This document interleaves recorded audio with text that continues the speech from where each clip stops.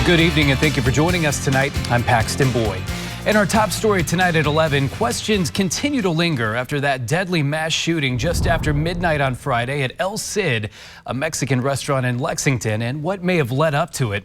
ABC 36's Anna Medina spoke with a local nonprofit about their mission to reduce youth gun violence and how they're hoping to help victims and their families. We can't have this senseless violence going on. Lexington police are asking for the community's help as the search continues for the suspect or suspects in a deadly mass shooting that claimed the life of one person, injuring 5 others at El Cid restaurant in Lexington. We just want the community to know that our heart is with you. We have had the opportunity either through the One Lexington staff or our community partners to reach out to every single victim that was involved in that incident. The shooting putting gun violence at the forefront once again, as homicide numbers remain at a low compared to a year ago.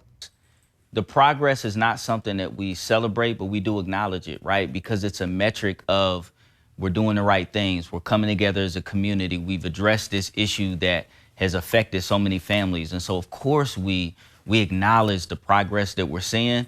But for us who are in this fight every single day, families are still being affected every single week. One Lexington continues working with community partnerships to try to help victims and reduce gun violence in the city. Like, we have a strategy. We brought over 50 community partners 3 years ago to create a plan to address gun violence. And we got to adhere to that plan. We got to stick with it. Just because we have a spike here and there doesn't mean we can abandon something that has taken months and months of building along with community members and just abandon it. Currently, the city has seen 9 homicides. Last year, we were sitting at around 14 this time around.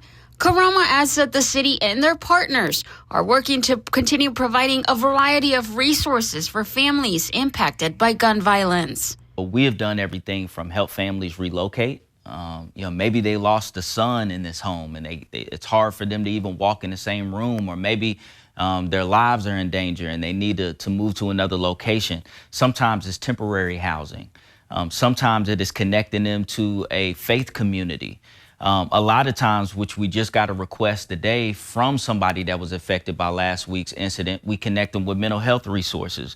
I'm struggling to sleep. I'm struggling to deal. And so we connect them there.